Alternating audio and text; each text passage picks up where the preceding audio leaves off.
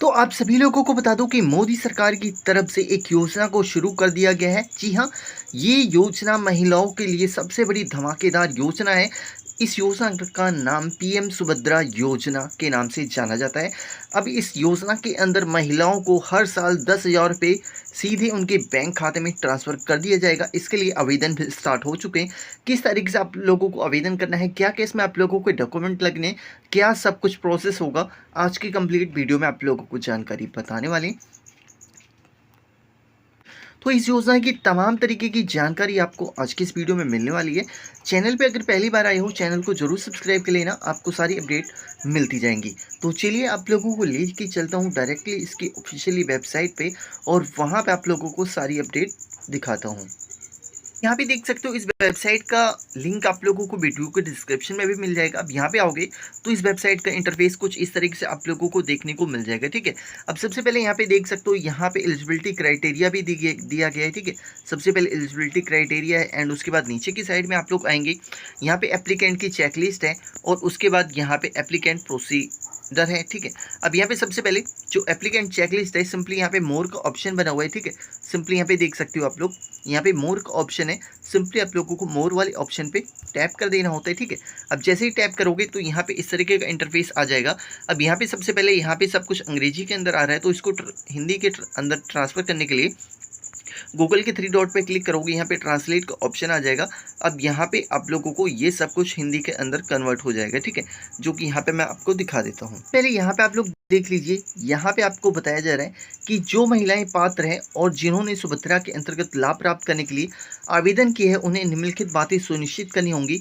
सबसे पहले आ जाता है, उनके पास स्वयं के नाम से आधार कार्ड होना चाहिए और आधार संख्या होनी चाहिए और उन्होंने अपना मोबाइल नंबर आधार कार्ड से लिंक करवाया हो और उनके पास एकल धारक बैंक खाता होना चाहिए जो आधार सक्षम और डीबीटी सक्षम होना चाहिए।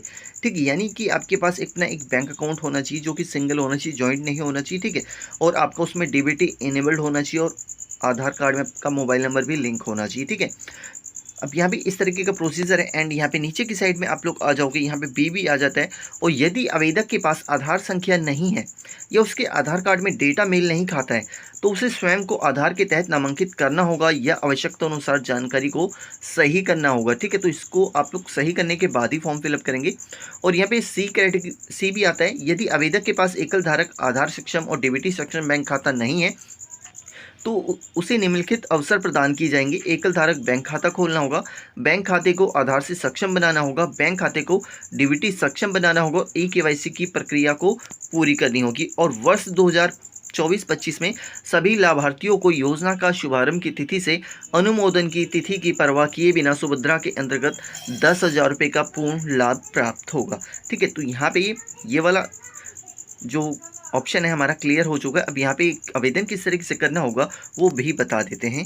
अब उसके लिए यहाँ पे ही प्रोसीजर का ऑप्शन है, तो सिंपली आप लोगों को मोर वाले सेक्शन पे क्लिक कर देना है। ठीक है, अब यहाँ पे इंग्लिश के अंदर आ चुका है, तो फिर से हम इसको ट्रांसलेट पे क्लिक कर देंगे। ठीक है, अब देन जैसे ही हम इसको ट्रांसलेट पे क्लिक करेंगे, अब यहाँ पे हिंदी के अंदर कन्वर्ट हो जाता है। तो यहाँ पे देख सकते हो, सभी पात्र महिलाओं को योजना के अंतर्गत लाभ प्राप्त करने के लिए आवेदन करना होगा। ठीक है, जैसे कि आप सभी को पता है कि आवेदन करेंगे तभी हमें पैसा मिलेगा। और आवेदन मुद्रित प्रपत्र के माध्यम से ऑफलाइन तथा सुभद्रा पोर्टल के माध्यम से ऑनलाइन भी किया जा सकता है। ठीक है, तो दोनों ही प्रोसीजर है। और पर्याप्त मात्रा में पूर्व मुद्रित आवेदन पत्र विभिन्न संस्थानों जैसे आंगनबाड़ी केंद्र हो गए, ब्लॉक हो कार्यालय हो गए और शहरी स्थानीय निकाय कार्यालय हो गए, मोह सेवा केंद्र हो गए, सामान्य सेवा केंद्र हो गए और निःशुल्क उपलब्ध कराए जाएंगे। ठीक है, ये जो स्थान दिए गए, यहाँ पे आप लोगों को फॉर्म दिया जाएगा जो कि निःशुल्क होगा, इसमें आपसे कोई भी पैसा नहीं लिया जाएगा। और आवेदक को फॉर्म भर के उसको निकटतम मोह सेवा केंद्र यानी कि आंगनबाड़ी केंद्र होता है। ठीक है, और कॉमन सर्विस सेंटर में जमा करना होगा, यानी कि सीएससी सेंटर पे भी आप लोग इसको जमा कर सकते हो और वो ऑनलाइन ही आपका फॉर्म सबमिट कर देंगे स्कैन करके। एंड आवेदक द्वारा प्रस्तुत फॉर्म और आधार में किसी भी विसंगति के मामले में आधार में मौजूदा जानकारी को अंतिम माना जाएगा। एकत्रित सभी आवेदनों को सत्यापन सरकार के पास उपलब्ध डाटाबेस से किया जाएगा तथा आवश्यकता अनुसार क्षेत्रीय जांच के माध्यम से भी सत्यापन किया जाएगा और सभी वचनबद्धता प्रस्तुत करनी होगी और ई-केवाईसी औपचारिकताएं पूरी करनी होंगी। ई-केवाईसी का पसंदीदा तरीका चेहरा प्रमाणीकरण होगा, जिसके माध्यम से लाभार्थी अपना आधार नंबर प्रदान करके सुभद्रा मोबाइल एप्लीकेशन के माध्यम से प्रक्रिया पूरी कर सकती हैं और लाभार्थी सुभद्रा योजना से बाहर निकलने का विकल्प चुन सकते हैं, जिससे वह सुभद्रा पोर्टल के माध्यम से ओडिशा में अपनी साथी बहनों के सशक्तिकरण और कल्याण में सहायता के लिए लाभ प्राप्त कर सकें। ठीक है, आप चाहें तो इस योजना से बाहर भी हो सकते हैं, यानी कि आप इसको छोड़ भी सकते हो। ठीक है, अब यहाँ पे सिंपली आप लोगों को बैक आ जाना है। ठीक है, अब यहाँ पे बैक जैसे ही आप लोग आ जाओगे, अब यहाँ पे जो फर्स्ट वाला ही ऑप्शन था, यहाँ पे एलिजिबिलिटी क्राइटेरिया, सिंपली मोर वाले सेक्शन पे आप लोगों को टैप कर देना है। अब जैसे ही आप इस पर टैप करोगे तो यहाँ पे आप लोगों को ट्रांसलेट कर लेना है। अब यहाँ पे जो एलिजिबिलिटी होगी यही आप लोगों के लिए मान्य है। इस योजना का लाभ उठाने के लिए महिला लाभार्थी को निम्नलिखित पात्रता को पूरा करना होगा। आवेदक उड़ीसा का निवासी होना चाहिए, और आवेदक को राज्य खाद्य सुरक्षा योजना के अंतर्गत आना चाहिए। कार्ड के बिना किसी भी परिवार की महिला सुविधा के तहत आवेदन कर सकती है अगर उसकी पारिवारिक आय 2.5 लाख रुपए केवल 2 लाख और 50,000 रुपये से अधिक नहीं है। योजना के तहत पात्र होने के लिए आवेदक की आयु योग्यता तिथि के अनुसार 21 वर्ष या उससे अधिक तथा 60 वर्ष, तो 21 से 60 वर्ष की आयु में कोई भी इसके लिए आवेदन कर सकता है। और आधार कार्ड में दर्ज जन्म तिथि को उसकी आयु की गणना के लिए अंतिम तिथि माना जाएगा। और वित्तीय वर्ष 2024-25 के लिए महिला की आयु 1/7/2024 तक 21 वर्ष या उससे अधिक तथा 60 वर्ष से कम होनी चाहिए। इसलिए आवेदक का जन्म 2/7/1964 या उसके बाद तथा 1/7/2003 या उससे पहले होना चाहिए। आधार कार्ड में दर्ज जन्म तिथि को उसकी आयु की गणना के लिए अंतिम तिथि माना जाएगा। और वर्ष 2024-25 के लिए यदि कोई महिला 1/7/2024 के पश्चात 21 वर्ष की आयु प्राप्त करती है तो उसे योजना अवधि के शेष वर्षों के लिए 10,000 रुपये प्रति वर्ष मिलेंगे। वर्ष 2024-25 में 1/7/2024 के पश्चात 60 वर्ष की आयु पूरी करने वाली महिलाओं को योजना अवधि के शेष वर्षों के लिए लाभ नहीं मिलेगा। और यहाँ पे अयोग्यता जो है, तो निम्नलिखित श्रेणियों में से किसी के अंतर्गत आने वाली महिलाएं इस योजना के तहत लाभ प्राप्त करने के लिए अपात्र होंगी।